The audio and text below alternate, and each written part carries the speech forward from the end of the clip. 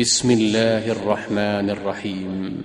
من كان يريد حرث الآخرة نزد له في حرثه ومن كان يريد حرث الدنيا نؤته منها وما له في الآخرة من نصيب أم لهم شركاء شرعوا لهم من الدين ما لم يأذن به الله ولولا كلمة الفصل لقضي بينهم وإن الظالمين لهم عذاب أليم ترى الظالمين مشفقين مما كسبوا وهو واقع بهم والذين آمنوا وعملوا الصالحات في روضات الجنات لهم ما يشاءون عند ربهم ذلك هو الفضل الكبير. نحمده ونصلي على رسوله الكريم أما بعد فأعوذ بالله من الشيطان الرجيم بسم الله الرحمن الرحيم رب اشرح لي صدري ويسر لي أمري واحلل عقدة من لساني يفقه قولي واجعل لي وزيرا من أهلي ربنا زدنا علما اللهم فقهنا في الدين إلهي آمين ثم آمين. من كان يريد حرث الآخرة نزد له في حرثه. He who desires the harvest of the hereafter shall be given a manifold increase in his harvest. جو شخص آخرت کی کھیتی کا طلبگار ہے ہم اس کے لیے اس کی کھیتی میں بڑھاوا کریں گے اضافہ کر دیں گے. وَمَنْ كَانَ يُرِيدُ حَرْثَ الدُّنْيَا نُؤْتِهِ مِنْهَا. And he who desires the harvest of this world, a share of it will be given to him. وَمَا لَهُ فِي الْآخِرَةِ مِن نَصِيبٍ. But in the hereafter he shall have no share at all. اور جو دنیا کی کھیتی کا طلبگار ہے ہم اس کو اسی میں سے کچھ دے دیں گے. سمجھ گئے؟ دنیا میں مل جائے گا. May be progressing very well in the worldly sense. Lots of money, health, beauty, whatever جو دنیاوی رزق ہوتے ہیں اس میں ضرور بالکل مل سکتا ہے لیکن آخرت میں پھر اسے کوئی حصہ نہیں ملنے والا. جو پہلا حصہ ہے نا حرث کھیتی کو کہا جاتا ہے. حارث اللہ تعالیٰ کے پسندیدہ ترین ناموں میں سے ہے. آپ کو پتہ ہے نا جو اللہ تعالیٰ کے فیوریٹ نام آتے ہیں احادیث میں نبی صلی اللہ علیہ وسلم نے جو میں بتایا کہ یہ حدیث ایکچولی اٹس امپورٹنٹ بیکاز کوئی بچے ہوتے ہیں تو نام رکھتے ہوتے ہیں. Call your selves by the names of the prophets. یعنی ایک تو بچوں کے نام پروفٹس کے ناموں پہ رکھو. The names dearest to Allah are Abdullah and Abdurrahman. اللہ تعالیٰ کو جو سب سے پیارے ہیں دو نام عبداللہ اور عبد الرحمن. تو ایک تو پروفٹس کے ناموں کی لسٹ آ گئی پھر عبداللہ اور عبد الرحمن اور پھر the truest names are Haris and حمام. سب سے سچے نام جو ہیں وہ حارث اور حمام ہے. حارث تو حرث سے ہے یعنی فارمر کھیتی کاٹنے والا. بیسکلی بتایا جا رہا ہے جو بو گے وہ کاٹو گے اور اچھا جو بوئے گا وہ اچھا کاٹے گا. تو سبحان اللہ it's very very beautiful. Verse names بھی اس حدیث میں بائی دا وے بتائے گئے ہیں حرب اور مرہ. یہ کفار کے زمانے میں اور حرب تو ظاہر جنگ کو کہتے ہیں اور مرہ نام بھی پسند نہیں کیا گیا. Okay coming back to the آیا. جو فرسٹ سیکشن ہے کہ جو کوئی آخرت سینٹرک ہے ارادہ آخرت رکھتا ہے وہ جو بھی کام کرتا ہے وہ آخرت کے ارادے سے کرتا ہے اس کو تو نمبر 1 دنیا میں بھی خیر ملے گی جو ہم دعا کرتے ہیں ربنا آتنا فی الدنیا حسنہ وفی الآخرۃ حسنہ. ٹھیک ہے تو اگر اس کی انٹینشن آخرت ہے اسے دنیا میں بھی ملے گا. جو اس کا رزق لکھا ہے وہ تو ملنا ہے اسے آخرت میں زیادہ بڑھا کر اللہ تعالیٰ دیں گے. دنیا میں اتنا ہی ملے گا جتنی محنت ہے آخرت میں اس سے زیادہ بڑھا کر اللہ تعالیٰ دیں گے. اس میں یہ بھی آ جاتا ہے نا جو سورۃ البقرہ میں 261 آیت میں ہم نے دیکھا تھا کہ ایک مطلب ہمیں پتہ ہے کہ ایک نیکی کے بدلے میں 10 اجر تو ہیں ہی لیکن اگر نیت خالص تھی محنت تھی آخرت کا ارادہ تھا تو اس سے زیادہ بھی مل سکتا ہے. جیسے کہا گیا وہاں پہ مثل الذین ينفقون اموالهم فی سبیل اللہ کمثل حبۃ انبتت 7 سنابل فی کل سنبلۃ 100 حبۃ واللہ یضاعف لمن یشاء واللہ واسع علیم. The example of those who spend in the cause of Allah is that of a grain that sprouts into 7 ears, each bearing 100 grains. And Allah multiplies the reward even more for whoever he wills, to whoever he wills, for Allah is all bountiful, all knowing. تو وہاں پر یہ بتایا گیا تھا، اور آخرت کا جو عقیدہ رکھتا ہے اس کے لیے کام کرتا ہے، شرط یہ کہ ارادہ آخرت ہو، اور پھر اسے ہر طرح کے، یہ جو کہا گیا نا کہ اللہ نزد لہو، اللہ تعالیٰ اس کے لیے بڑھا دیں گے، وہ ہر طرح سے بڑھانا ہے، تعداد میں بھی، کوانٹیٹیولی بھی، کوالٹیٹیولی بھی، اس کی جو کوالٹی ہوگی چیز کی وہ بھی زیادہ اچھی ہوگی، وہ بھی زیادہ خوبصورت ہوگی، وہ بھی بہتر ہوگی۔ نزد کا روٹ زیادہ کا لفظ بھی اسی سے ہے، زا یا دال ہے، یرید کا آپ پیچھے دیکھ چکے ہیں، تو ایک یہ کیریکٹر ہو گیا، ٹھیک ہے۔ اور اس سے یہ جو نزد ہے اس میں کوانٹٹی زیادہ ہے، یعنی تعداد زیادہ ہے، زیادہ بہتر کوالٹی کی چیز ہے، جو خواہش کی ہے، مور دین یو ڈیزائر، جو ڈیزائر کیا وہ بھی ملے گا، اگین پچھلی سورہ سے اس کا کنیکشن دیکھیے، پھر ان لمیٹڈ ٹائم کے لیے ملے گا، اس کی خوشی کبھی ختم نہیں ہوگی، اس کا نیا پن کبھی ختم نہیں ہوگا، ٹھیک ہے۔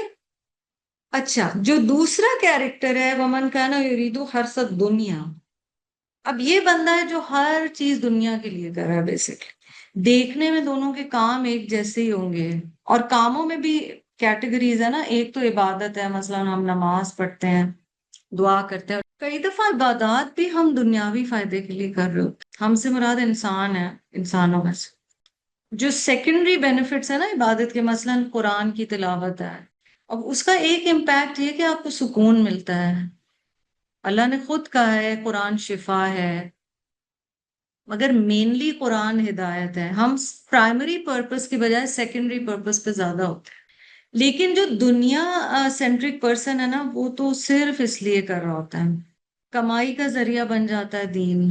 اس تصویر کے دو رخ ہیں، آپ رزق حلال کما رہے ہیں، آپ محنت کر رہے ہیں، آپ ساتھ یہ دعا کریں پھر دنیا حسنہ بھی، آخرت میں بھی حسنہ، تو آپ کے لیے وہ کمانا انشاءاللہ عبادت بن جائے گا۔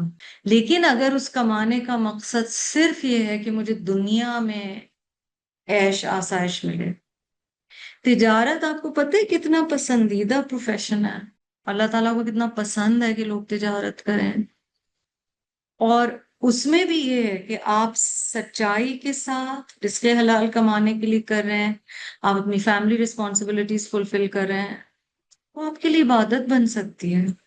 یہ سب ہماری نیت پہ ہوگا کہ آپ اس میں دنیا کا بھی رکھیں اور آخرت کا۔ The question here which is important is why am I doing everything I do؟ جو کچھ میں کرتی ہوں وہ میں کیوں کر رہی ہوں، میں اپنے گھر والوں کی خدمت کیوں کر رہی ہوں، میں یہ جاب کیوں کر رہی ہوں، میں قرآن کیوں پڑھ رہی ہوں۔ اچھا، عبادات ہے ایک تو، اور جو دنیاوی کام ہے مثلا کھانا پینا، گھر میں کھانا پکانا، علاج، شادیاں، آپ لوگ یہ سوچ لے کے آئیے کہ جو بیسکلی دنیاوی کام ہے دیکھنے میں، ٹھیک ہے، کھانا کمانا، علاج، شادی، گھر بنانا، رشتے ڈھونڈنا، بچوں کے، یہ ساری چیزیں چل رہی ہیں، ٹھیک ہے، اینڈ عبادات بھی ظاہر ہے ان میں ہے، اس میں میرا پرپس کیا ہے، میں کس نیت سے کر رہی ہوں، مجھے اس کا اجر صرف دنیا میں چاہیے یا مجھے آخرت میں بھی چاہیے، مثلا میں کھا رہی ہوں، کما رہی ہوں، اپنی صحت کا خیال رکھ رہی ہوں، ان چیزوں کا اجر آخرت میں مجھے کیسے مل سکتا ہے۔ مثلا شادی ہے، ٹھیک ہے، ہمارے بچوں کی ہے یا ہماری ہے، ہمارے والدین کی، شادی آخرت کے لیے کیوں ہے؟ اس لیے کہ وہ زنا سے بچاتی ہے، اس لیے کہ حلال طریقے سے مزید اولاد، وہ جنریشن چلتی ہے، اس لیے کہ اللہ تعالیٰ کو یہ رشتہ پسند ہے، اس کا حکم ہے، اور اس سے الحمدللہ جائز طریقے سے پروٹیکشن بھی ہوتی ہے، مال کے لحاظ سے بھی عورت کے لیے ایک پروٹیکشن کا سبب ہے، کمپینین شپ ہے، یہ ساری چیزیں فوائد ہیں، دنیا کے بھی فوائد ہیں، مگر میں نے اور آپ نے اپنے کچھ دنیاوی ایکٹیویٹیز کے آخرت کے فوائد اب ڈھونڈنے ہیں۔ دو طرح کے کردار ہیں اور ڈفرینٹ ہے، اور جو سیکنڈ کیریکٹر جو صرف آخرت کے لیے کرتا ہے، اللہ تعالیٰ کہہ رہے ہیں اس کے لیے دنیا میں تو اسے کچھ مل جائے گا، آخرت میں نصیب نون صاد با سے اس کو کوئی پورشن نہیں ملنے والا، آخرت وہ یہیں کمائے گا، یہیں کھائے گا، یہیں سب کچھ اینڈ ہے، done and dusted, end of the story. لیکن جو آخرت کے لیے کر رہا ہے، اللہ سے دعا ہے اسے یہاں بھی ملے گا کچھ نہ کچھ، اسے انشاءاللہ وہاں زیادہ ملے گا. جو رزق ہے وہ یہاں اتنا ہی ملے گا، کچھ کر لو وہ اتنا ہی ملنا ہے جو لکھا ہے. اسے کم نہیں کر سکتے، اسے زیادہ نہیں کر سکتے. ٹھیک ہے، بس دعا کر سکتے ہیں، کوشش کر سکتے ہیں. اور بے شک اللہ تعالیٰ تقدیر لکھنے والے ہیں، وہ چاہیں تو دعا سے بڑھا دیں، اس کی مرضی. کتنے ون ون سچویشن ہے کہ پہلے کیریکٹر کو دنیا میں بھی مل رہا ہے اور آخرت میں اس کے لیے ملٹی پلائی ہو کے مل رہا ہے، جبکہ سیکنڈ جو کیریکٹر ہے وہ بےچارا یہیں جو لے گا. اچھا، ہم امپریس کس سے ہو رہے ہیں؟ سیکنڈ کیریکٹر سے. تو بڑا گھر ہے، ان ملکوں کو دیکھو، گورے بھی وہ زیادہ، خوبصورت بھی وہ زیادہ، بلڈنگیں بھی ان کی بڑی. ہاں، یہ بھی خود کو چیک کرنا ہے کہ ہم امپریس کس سے ہوتے ہیں. تو آئی ووڈ لائک کہ آپ لوگ اپنے کوشچنس یا کامنٹس دیں. جی نواں پہ. یہ آیت اور اس سے پہلی آیت میں بیسکلی ان لوگوں کا ذکر ہے جو جو قیامت سے نہیں ڈرتے. جو مومن ہے وہ قیامت سے اس لیے ڈرتا ہے کہ اس کو جزا اور سزا کے دن کا پتہ ہے، اور جو عمل وہ دنیا میں کرے گا اس کی بہت اکاؤنٹیبلٹی ہے. اس لیے مومن کو تو ڈر لگتا ہے قیامت سے، الساعۃ کی گھڑی سے. جو لوگ قیامت کی کہتے ہیں کہ جلدی آ جائے، بیکاز ان کو اندازہ ہی نہیں ہے کہ برے اعمال کی وہاں کتنی بری سزا ہے. ماشاءاللہ، ویری گڈ. آپ نے آیت 17 میں اسات کا جو مینشن ہے اس سے کنیکٹ کیا ہے اس چیز کو کہ جی آخرت پہ یقین ہوگا، اسات پہ یقین ہوگا، تو ہی ہمارا بیہیویئر اس طرح ہو سکتا ہے کہ آخرت سینٹرک ہو. بالکل ٹھیک. جی فائزہ. اتنی واضح الفاظ میں ہم کو بتا دیا گیا ہے کہ جو چاہو گے وہی ملے گا. اگر دنیا چاہتی ہو تو دنیا ملے گی، لیکن پھر آخرت نہیں ملے گی. تو ایسا ریمائنڈر ہے کہ اٹ از ویری کلیئر کہ ہم یہاں کو قید خانہ سمجھتے ہیں تو پھر وہاں پر جنت ملے گی. اگر یہاں ہم بالکل اپنے آپ کو ہر باؤنڈری سے آزاد سمجھتے ہیں تو پھر یہاں کی لائف کو خوب انجوائے کرو، لیکن پھر آخر کی کوئی امید نہیں ہے اور نہ کوئی گنجائش ہوگی وہاں پہ. تو بہت واضح الفاظ میں یہ مینشن ہے، بس سمجھنے بالکل والی. صحیح کہہ رہی ہے. ایکچولی دیکھیں نا، کافی سمپل ہے آیت، اتنی اسٹریٹ فارورڈ ہے. تو بالکل آپ صحیح کہہ رہی ہیں. جی آسیہ. ہمیں اب یہ سمجھ لینا چاہیے کہ اگر دوسری اقوام بہت ترقی کر رہی ہیں تو ان کی تو خواہش ہی جو ہے یا جو ان کا ارادہ ہے وہ دنیا کی زندگی ہے، ان کا آخرت فوکس نہیں ہے. اور ہم لوگوں کا جو ہے بار بار یاد دہانی یہی کرائی جا رہی ہے. اور الحمدللہ اب تو دعا بھی اگر قبول نہیں ہوتی تو ہم سمجھ جاتے ہیں کہ اس کا اجر ہمیں جو ہے آخرت میں بہت زیادہ ملے گا. اس سے حدیثیں بھی پڑھ لی، سب کچھ. تو یہ دونوں کا فوکس ایک مسلمان کا اور ایک کافر کا یا دوسرے مذاہب کا، تو ہمیں ان سے نا امپریس اتنا زیادہ نہیں ہونا چاہیے. ہمیں انشاءاللہ تعالی ہر ہمارے کام کا، جو اچھے کام کا اجر جو ہے وہ آخرت میں ضرور ملے گا. جی الحمدللہ all of us are focusing on good deeds.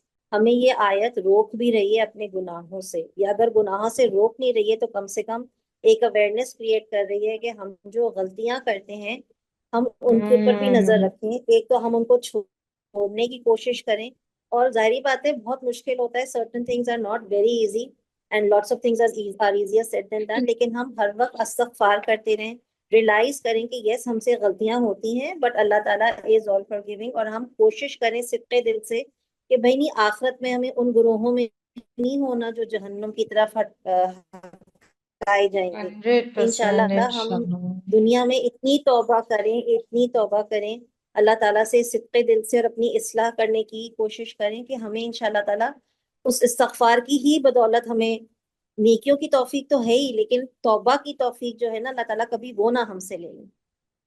آمین آمین. اینڈ انشاءاللہ فالوئنگ آیات ایگزیکٹلی انہی لائنز پہ. جزاک اللہ. سورۃ الشورى کی آیت نمبر 21. اللہ تعالیٰ ارشاد فرماتے ہیں، ام لہم شرکاء شرعوا لہم من الدین ما لم یأذن بہ اللہ ولولا کلمۃ الفصل لقضی بینہم وَإِنَّ الظَّالِمِينَ لَهُمْ عَذَابٌ عَلِيمٌ. Translation: Have they made partners with Allah who, in practice of their faith, have made lawful to them what Allah has not allowed? Had a decree of making the decision on the day of judgment had not been issued already, the matter would have certainly been decided between them. Surely the wrongdoers will have a painful punishment. ہم اس آیت کے roots دیکھ لیتے ہیں جی. یہاں پر ام لہم شرکا آیا ہے، شریک سے شین را کاف سے، شرع لہم شین را عین ہے. یہاں پر یعظم آیا ہے، حمزہ دال نون، اذن اسی سے ہے، یعنی اللہ کی اجازت. اس کو آپ ٹرانسلیشن میں اللہ کی مرضی یا رضا نہیں کہیں گے، کیونکہ اجازت میں اور رضا میں فرق ہے. رضا اللہ تعالیٰ کی وہ چیز ہے جہاں اللہ راضی ہے، خوش ہے، he is pleased with that action. جبکہ اذن اللہ یہ ہے کہ اللہ نے اجازت دی ہے کہ یہ چیز ہو جائے. کئی جو ہم زندگی میں چوائسز کرتے ہیں اللہ تعالیٰ کی مرضی کے مطابق نہیں بھی ہوتے، پر اللہ تعالیٰ نے کیونکہ فریڈم آف چوائس انسانوں کو دیا ہے تو وہ اس میں آ جاتا ہے. اچھا، لقدیہ قاف ضاد یا ہے، علیم حمزہ لام میم ہے. آیت میں اگر دیکھیں تو پیچھے آخرت کی اور دنیا کی اور کمپیریزنس کی بات ہوئی تھی، اور اب اللہ سبحانہ و تعالی ہمیں بتا رہے ہیں انہوں نے کیا اللہ کے لیے شریک ٹھہرا لیا.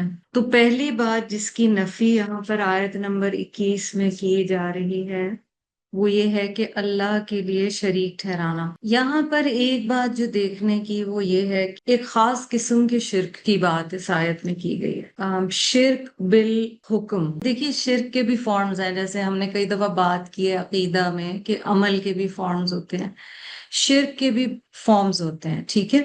اچھا، شرک میں ایک ہے شرک بالذات، کہ اللہ سبحانہ و تعالیٰ کی اللہ نہ کرے ذات یا صفات جو ہیں اس میں اس کا کسی کو شریک ٹھہرانا. مثلا اللہ نہ کرے کوئی یہ سوچے کہ رزق کسی اور کے ہاتھ میں ہے، ٹھیک ہے، that kind of a thing. یہاں پر شرک بالحکم ہے، اللہ تعالیٰ کی بات کو قبول کرنا اور دل سے قبول کرنا، اور پھر اللہ سبحانہ و تعالیٰ نے جن چیزوں کو گناہ قرار دیا ہے ان سے دور رہنا. یہاں پر بتایا جا رہا ہے کہ ان لوگوں نے اللہ کے ساتھ کیا ایسے دوسرے شریک ٹھہرا لیے ہیں من الدین، یعنی زندگی گزارنے کا جو طریقہ ہے اس میں کیا اللہ سبحانہ و تعالیٰ کے ساتھ انہوں نے دوسروں کو شامل کر لیا ہے. سو بیسکلی یہاں شرک بالحکم کی بات آ گئی ہے نا. کیا یہ لوگ کچھ ایسے شریک اللہ کے ساتھ بناتے ہیں جنہوں نے ان کے لیے ان کی دین کی نوعیت رکھنے والا ایک ایسا طریقہ مقرر کر دیا ہے جس کا اللہ نے انہیں اذن نہیں دیا تھا. تو رضا تو چھوڑ دیں، اللہ تعالیٰ نے اپنے اذن سے جو ایک دین ڈیوائس کیا ہے، اللہ تعالیٰ نے دین اللہ جو ہے وہ ہمیں بتاتا ہے کہ کیا کرنا ہے اور کیا نہیں کرنا، ریلیشن شپس میں کیا کرنا ہے اور کیا نہیں کرنا، حق بات پہ کیا کرنا ہے کیا نہیں کرنا. یہاں پر کہا جا رہا ہے کہ کیا ان لوگوں نے ایسی کوئی چیز ڈیوائس کر دی ہے اور ان کے شریکوں نے کہ اللہ نے جو انہیں وے آف لائف بتایا تھا، جو رولز اینڈ ریگولیشنز بتائے تھے، جو احکامات ہیں اللہ سبحانہ و تعالیٰ کے کہ کیا گناہ ہے کیا ثواب ہے. اور اس میں آپ کو یاد ہوگا لاسٹ ٹائم ہم نے ریویژن بھی کیا تھا کہ فرض اور واجب کے لیول کے بعد پھر مستحب اور مندوب آتے ہیں، پھر مباح آتا ہے، پھر مکروہ آتا ہے، پھر حرام آتا ہے. کیا انہوں نے اپنے حرام اور حلال کو چینج کر لیا ہے؟ وہ ایک حدیث میں بھی آتا ہے نا کہ نبی اکرم صلی اللہ علیہ وسلم کے ایک صحابی نے قرآن کی ایک آیت کے حوالے سے ان سے پوچھا تھا اہل کتاب کے بیک گراؤنڈ سے کہ ہم کسی کو خدا تو نہیں اللہ کے علاوہ بناتے. تو میں مفہوم بتا رہی ہوں حدیث کا کہ نبی صلی اللہ علیہ وسلم نے ان سے پھر پوچھا تھا کہ کیا ایسا نہیں ہے کہ تمہارے علماء جس چیز کو حلال کہتے ہیں تم حلال کہتے ہو، جو حرام کہتے ہیں تم حرام کہتے ہو. اس آیت کی روشنی میں ہمیں اپنا بھی دیکھنا ہے کہ شرک بالحکم میں پھر کیا کیا چیزیں آ جاتی ہیں. دین کے کسی حکم کو جو حلال ہے، جیسے دین میں کوئی حکم حلال ہے کوئی چیز، اسے حرام بنانا بھی اس کے انڈر آ جائے گا. اور کوئی چیز حرام کی گئی ہے استغفر اللہ اسے حلال بنانا بھی اس کے اندر آ جائے گا. ٹھیک ہے. مثلا آپ کو سورت التحریم میں پتہ ہے کہ نبی اکرم صلی اللہ علیہ وسلم کو کیا کہا گیا تھا. انہوں نے صرف شہد اپنی بیویوں کی خواہش کی وجہ سے استعمال کرنا چھوڑ دیا تھا. تو اس میں بڑا کلیئر نبی صلی اللہ علیہ وسلم کو سورہ کا نام سورت التحریم ہے کہ آپ اس چیز کو حرام کیسے کر سکتے ہیں جسے اللہ نے حلال کیا ہے. بیکاز پروفیٹ صلی اللہ علیہ وسلم had kind of given a pledge کہ میں اب یہ والا شہد نہیں کھاؤں گا جس سے میرے ماؤتھ سے اسمیل آتی ہے میری وائفس کو. تو اس پہ انہیں منع کیا گیا. تو یہاں پر بھی ہمیں بتایا جا رہا ہے کہ ایسے شریک وچ مینز اگر کسی کو ورشپ کیا جا رہا ہے بٹ اس کے علاوہ بھی کوئی ایسے شریک دین کے معاملے میں یعنی جنہوں نے اگر کوئی چیز بولی کہ یہ حرام ہے یہ نہ کھاؤ. اپنی پرسنل لائکس ڈس لائک ضرور ہو سکتی ہیں. انسان ہے ہم. کوئی کھانے کی چیز زیادہ پسند ہے کوئی نہیں ہے. کسی چیز کی طرف دل چاہتا ہے نہیں ہے. بٹ یہاں بہت اہم بات کی جا رہی ہے. کئی دفعہ اپنی مرضی کے مطابق ہم کسی حرام چیز کو اللہ نہ کرے حلال نہ کرتے ہیں کیونکہ ہم وہ کرنا چاہتے ہیں. تو کئی دفعہ ہم وہ تفاسیر وہ اوپینینز وہ چیزیں ڈھونڈ رہے ہوتے ہیں جس سے ہمارے لیے یہ کام آسان ہو جائے. اللہ تعالیٰ توفیق دے کہ ہم سب چیزیں اس کے حکم کے مطابق کریں. پر اگر کبھی لگ رہا ہے کہ ابھی اسٹرگل کر رہے ہیں کم از کم ہم اپنے گناہ کو ایکسیپٹ کریں اللہ سے معافی مانگیں ہدایت مانگیں اور جسٹیفائی نہ کریں کہ یہ گناہ نہیں ہے. تو یہاں پر یہ والی بات بھی کی جا رہی ہے. ایسے ریلیجس لیڈرز جو دین میں وہ چیزیں حلال کرتے ہیں جس سے اللہ نے منع فرمایا ہے بہت بڑا مسئلہ. It's a crime. It's kind of forging a lie against اللہ شریعہ. اسی لیے بدعات سے اتنے زیادہ احتیاط کی بات کی گئی ہے. ٹھیک ہے. طاغوت کی اگر آپ کو یاد ہو ہم نے پیچھے ڈیفینیشن پڑھی تھی. طاغوت کیا ہے؟ جو لوگوں کو اللہ کے اذن کے بجائے کچھ اور سجھانا شروع کر دے ہے نا. اللہ تعالیٰ جس چیز سے راضی ہیں اس کے علاوہ کوئی اور چیز سجھانا شروع کر دے وہ طاغوت. تو اس سے بڑی احتیاط کرنے کا حکم دیا گیا ہے. میری استاذہ جو مثال دیتی تھی کہ کوئی ایک جھوٹا یونیفارم پہن کے جج کی کرسی پہ بیٹھ جائے ٹھیک ہے مگر وہ جج ہے نہیں. اللہ کے علاوہ کسی کو حق نہیں ہے کہ دین کے کوئی احکامات دے اور جب تک کہ دلیل نہ ہو ہمیں سمجھنا چاہیے. اچھا اس میں اللہ تعالیٰ کہہ رہے ہیں کہ یہ اتنا بڑا گناہ ہے کہ اگر یہ پہلے سے ڈیسیشن نہ ہو گئی ہوتی کہ ان کو فریڈم یا ٹائم دیا جائے گا کنسیشنل ٹائم دیا جائے گا تو اللہ تعالیٰ ان کے درمیان ابھی ہی فیصلہ کر دیتے. اور بے شک ظالموں کے لیے اس گناہ کے نتیجے میں بڑا سخت عذاب ہے. اس کی اردو ٹرانسلیشن دوبارہ آیت کی دیکھ لیتے ہیں. کافروں کے کیا کچھ ساتھی ہیں جنہوں نے ان کے لیے دین کا وہ رستہ مقرر کر دیا ہے جس کی اللہ نے اجازت نہیں دی اور اگر فیصلہ کرنے کی بات طے نہ ہوتی تو یہیں ان میں فیصلہ کر دیا جاتا. یعنی آخرت میں فیصلہ ہونا ہے نا. اگر یہ طے نہ ہو گیا ہوتا تو یہیں فیصلہ کر دیا جاتا اور بے شک ظالموں کے لیے دردناک عذاب ہے. تو ہم تھوڑا سا پھر یہ ضرور دیکھیں کیونکہ یہاں پر آیا ہے نا شرع. یہاں اگر ہم شریعت کے معنی میں بھی دیکھیں تو ہمیں کئی دفعہ ہم کچھ چیزیں اس لیے بھی نہیں کر پاتے کہ مقاصد شریعت ہم نے نہیں سمجھے ہوتے.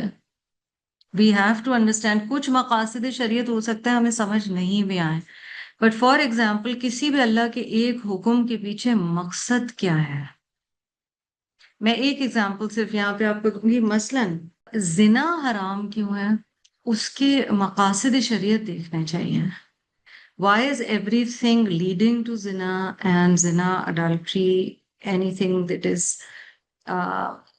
جو اخلاق و کردار اور پاکیزگی کے دائرے سے باہر ہے اسے منع کیوں کیا گیا ہے؟ اس کے لانگ ٹرم بھی مقاصد دیکھنے ہوتے ہیں. مثلاً اولاد کا حلال طریقے سے پیدا ہونا ٹھیک ہے. والدین کا نام ہونا. پھر یہ کہ فیملی لائف میں انفیڈیلٹی انٹر ہو سکتی ہے اس کی وجہ سے. اور آپ دیکھیں کہ ان میرڈ زنا پنشمنٹ الگ ہے میرڈ زنا کرنے والے کی پنشمنٹ الگ ہے. جب بھی ہم کسی شریعہ کی چیز سے اسٹرگل کر رہے ہو نا تو ہم مقاصد شریعت پہ ذرا سا ریفلیکٹ ضرور کریں. We should try to understand that for example حجاب کا حکم ہے تو کیوں ہے. ہمیں خود کو چیک کرنا ہے کہ ہم ان 3 اسٹیٹس میں سے کس اسٹیٹ میں ہیں. ٹھیک ہے. ایک ہے کہ دنیا کی نیت سے سارے کام کیے جا رہے ہیں. ایک ہے کہ آخرت کی نیت سے کام کیے جا رہے ہیں.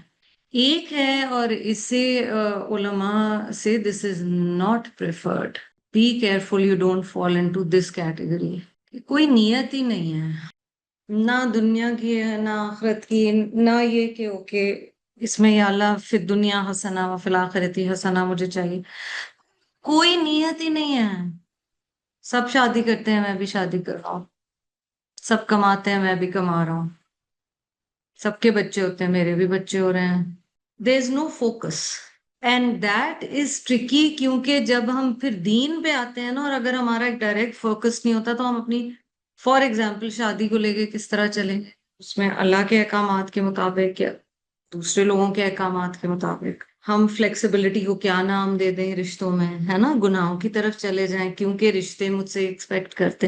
سو یہ ساری چیزیں دیکھ کر چلنا ہے. مومن کو مستقل شعوری کیفیت میں رہنا ہے نا، ایک لاسٹ کیفیت میں نہیں ہوتا. یہ جو ہم آج کل ورڈ سنتے ہیں یہ بہت اچھے ورڈز ہیں because they are reflective of what the Islamic ideology is. Mindful, مومن مستقل مائنڈفل ہے اور وہ آخرت کا مائنڈفل. کر سب کچھ دنیا میں رہا ہے لیکن وہ آخرت کا مائنڈفل ہے. living with the remembrance of اللہ، یہ ہے اللہ سبحانہ تعالیٰ کے ساتھ کنیکٹڈ رہنا. تو یہاں پہ اللہ تعالیٰ کہہ رہے ہیں کہ تم نے لوگوں کو شریک بنا لیا ہے. دیٹ مینس کسی کی بھی بات جب اللہ کی بات کے مقابلے میں آئے تو اگر کسی اور کی بات کو مانا جا رہا ہے تو وہ ایک بڑی ڈینجرس بات ہے. اس پہ بڑے احتیاط کرنے کی ضرورت ہے. اس کی پنشمنٹ عذاب علیم بتائیے. تو یہاں تو جو مشرک ہیں ان کے لیے بھی بات کی گئی ہے، but then in everyday situation also. کل کو کوئی کسی علاج کے لیے یا ویل بینگ کے لیے کسی اور چیز کے لیے کوئی ایسی چیز کرنے کا سجیشن دیتا ہے جو دین میں بڑا کلیئرلی منع ہے، کیا کریں گے ہم پھر؟ یا کمائی کا جب آتا ہے کیا کریں گے ہم؟ So these are the things one needs to keep a watch out for. اور اسی لیے بدعات سے بہت زیادہ احتیاط کرنے کی ضرورت ہے. اگلی آیت کی طرف چلتے ہیں. اللہ تعالیٰ فرمانے ہیں تَرَى الظَّالِمِينَ مُشْفِقِينَ مِمَّا كَسَبُوا وَهُوَ وَاقِعٌ بِهِمْ. فرسٹ کیٹیگری بتائیے جو کیونکہ پچھلی آیت میں بھی ظالمین کا ذکر تھا اس لیے یہاں پر بھی ظالمین کا ذکر ہے. اس آیت کے پہلے میں آپ کو روٹس بتا دیتی ہوں جی. مشفقین میں شین فا قاف ہے، پھر واقع واو قاف عین ہے، رودات را واو طاد ہے، یشاؤنا کئی دفعہ آپ کر چکے ہیں، شین یا حمزہ ہے. ٹرانسلیشن دیکھتے ہیں جی آیت کے اس حصے کا. You will see that the wrongdoers will be fearing the bad consequences of their deeds which will surely befall them. اللہ تعالیٰ یہاں پہ پہلے کیا کہہ رہے ہیں آیت نمبر 22 میں؟ تم ظالموں کو دیکھو گے کہ اپنے کمائے ہوئے اعمال سے ڈر رہے ہوں گے، وَهُوَ وَاقِعٌ بِهِمْ، اور ان کی کمائیاں ان پر پڑ کر رہیں گی.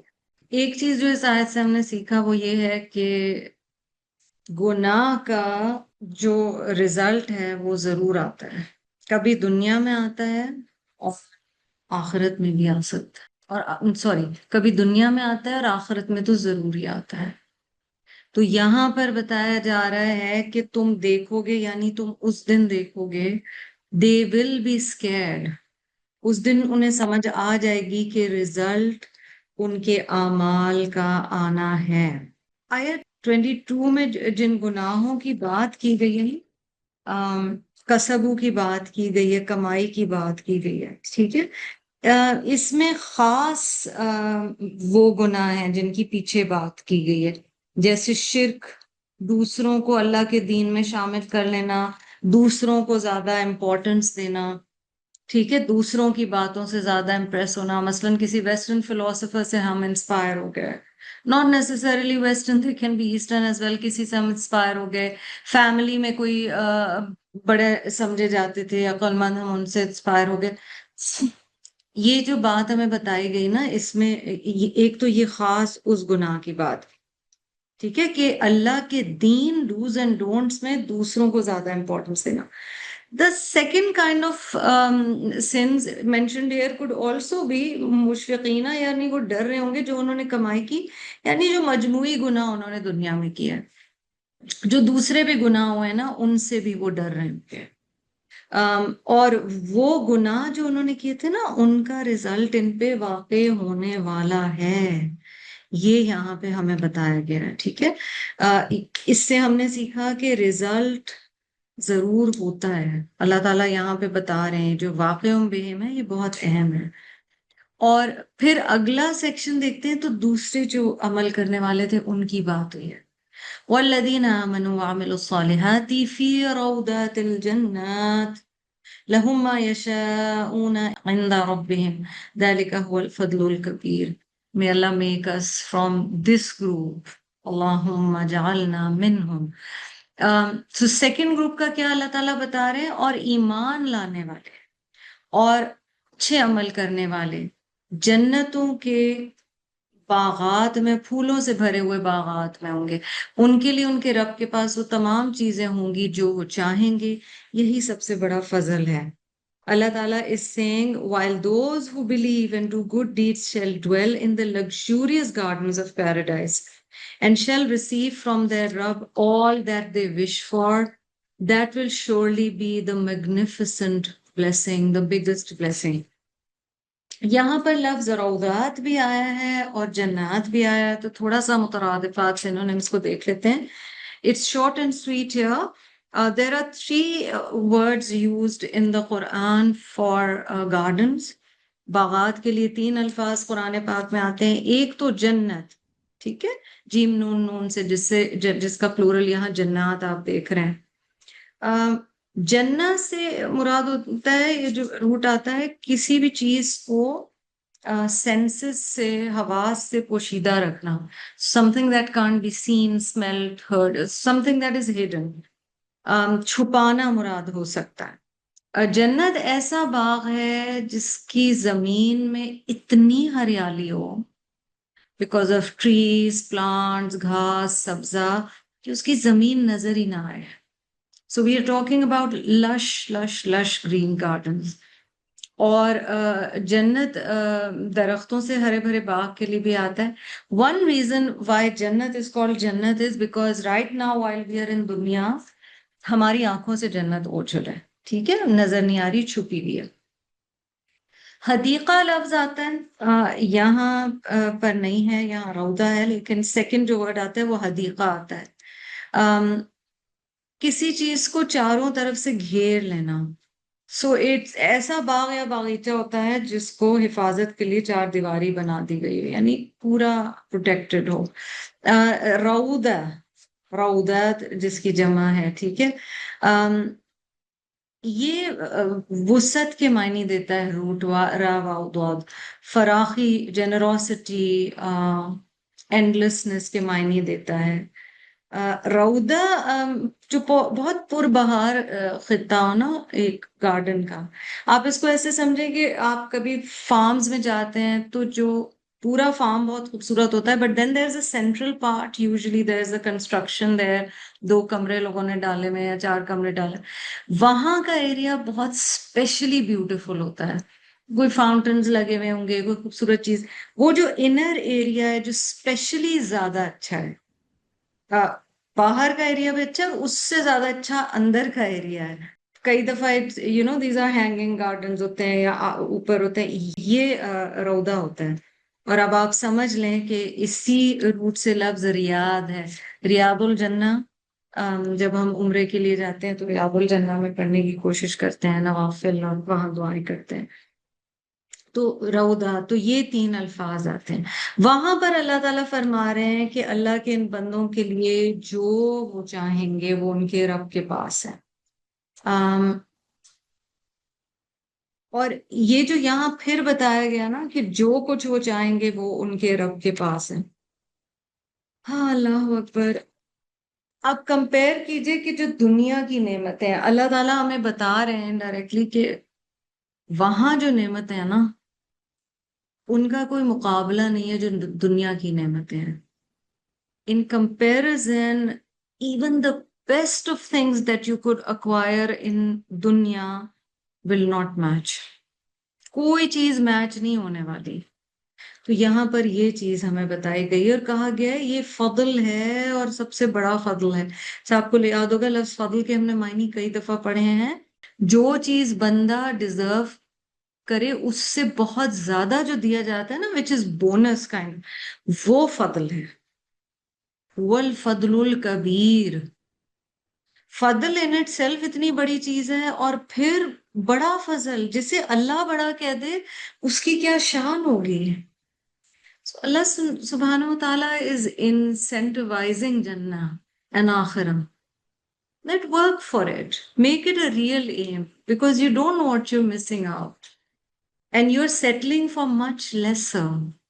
Don't let dunya be the priority. Let Akhirat be the priority. جزاکم اللہ خیراً کثیرا. اللہ تعالیٰ ہم سب کو ان آیات پر عمل کرنے والا بنائے، ان کو ہمارے دلوں میں اتار دے اور قرآن کا نور دنیا میں اور برزخ میں اور آخرت میں ہمارا اور ہمارے اہل و عیال کا ساتھی ہو. اپنے لیے اور آپ سب کے لیے اور ہمارے اہل و عیال کے لیے صحت، عافیت، ایمان، دین پر استقامت کی دعا ہے. اللہ سبحانہ و تعالیٰ نیکیوں کے زوال سے اور اپنی ناراضگی سے ہمیں اپنی پناہ میں لے لے. وآخر دعوانا الحمدللہ رب العالمین. سبحانک اللہم و بحمدک نشہد ان لا الہ الا انت نستغفرک و نتوب الیک. السلام علیکم و رحمۃ اللہ وبرکاتہ.